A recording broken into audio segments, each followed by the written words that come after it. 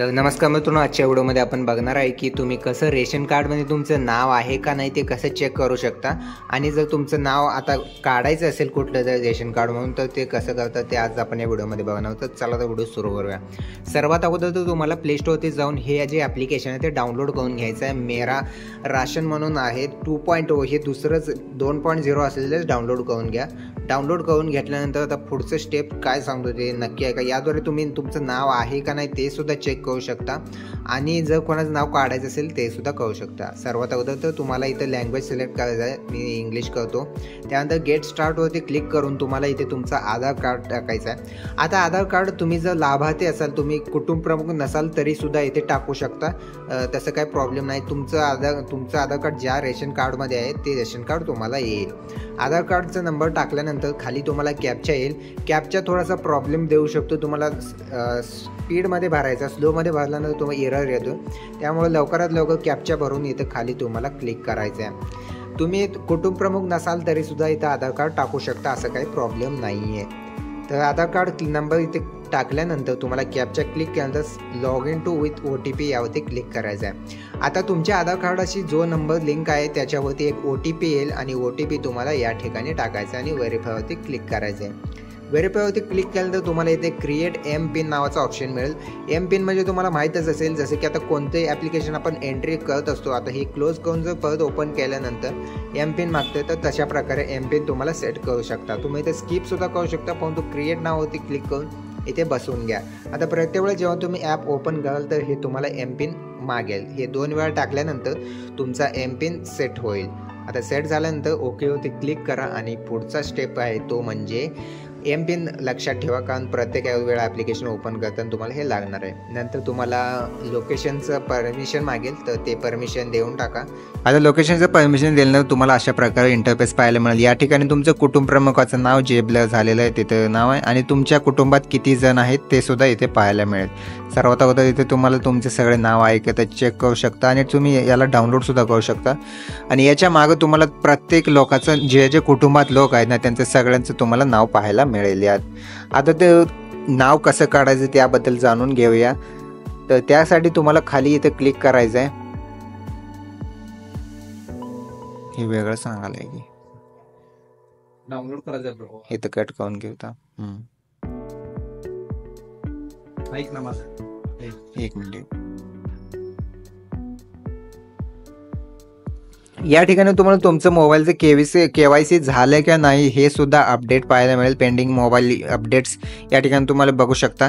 आणि manage family डिटेलवरती click केल्यानंतर तुम्हाला इथे सगळ्या लोकांचं आधार कार्ड KYC झालं नाही त्यांच्या पुढं नॉट व्हेरीफाईड असं ऑप्शन येईल. आणि प्रत्येक जणाचं नाव तुम्ही इथे बघू शकता, ज्यांचं नाव आहे आणि त्यांचा मोबाईल नंबर जर तुम्ही व्हेरीफाय केला असेल तर तिथे तुम्हाला मोबाईल नंबरसुद्धा दाखवेल. आता इथे व्हेरीफाय केलं नाही तर यामुळे तुम्हाला दाखवत आहे की नॉट व्हेरीफाईड असं. तुम्ही जर व्हेरीफाईड केला नसेल तर करून घ्या, नाही तर तुम्हाला योजनेचा लाभ म्हणजे जे काही रेशन कार्ड आहे त्याचा फायदा तुम्हाला मिळणार नाही आहे. यापुढे तुम्हाला इथे 2-3 ऑप्शन पाहायला मिळतील. नाव एडिट करायचं आणि डिलीट करायचं एक ऑप्शन आहे. वरती जो तुम्हाला कोणते मेंबर हाईड करायचं आहे ते तर काय उपयोगात नाही. जे खालचे 2 ऑप्शन आहेत तर ते कामाचे आहेत आपल्या. दुसरा जो ऑप्शन आहे ते म्हणजे नाव एडिट करायचं आणि तिसरं जे आहे ते नाव काढायचं. म्हणजे याद्वारे तुम्ही इथून नाव काढू पण शकता. याचं तुम्ही इथं फक्त हाईड करू शकता. या बटनाचा काही एवढा वापर नाही आहे. तर इथे तुम्ही म्हणजे नाव कोणाकोणाचं आहे, काय आपलं रिलेशन काय आहे ते चेक करू शकता. त्यावरती क्लिक करून दुसरा जे आहे तर ते रिलेशन चुकलं आहे किंवा त्यामध्ये नावाचं स्पेलिंग वगैरे चुकलं आहे ते तुम्ही अपडेट करू शकता इथून. तिसरा ऑप्शन आहे ते म्हणजे डिलीट करायचं. जर तुमचं नाव कमी करायचं असेल, ज्या लोकांचं लग्न झालं आहे त्यांनी मुलींचं लग्न झालेलं आहे तर तिथून तुम्ही कमीसुद्धा करू शकता. यावरती क्लिक करून यावरती क्लिक केल्यानंतर तुम्हाला काय डायरेक्ट असं डिलीट होत नाही आहे ते. त्यासाठी तुम्हाला OTP द्यायला लागणार आहे. ते OTP आल्यानंतर ते नाव तुम्हाला डिलीट होईल. तर एक गोष्ट लक्षात ठेवा की डायरेक्ट कोणी पण येऊन हे डिलीट करू शकत नाही. ते एक चांगली गोष्ट आहे या ठिकाणी, कारण कोणी पण लॉग इन करून तुमचं OTP घेऊन डिलीट करू शकते. पण इथं तसं काय नाही.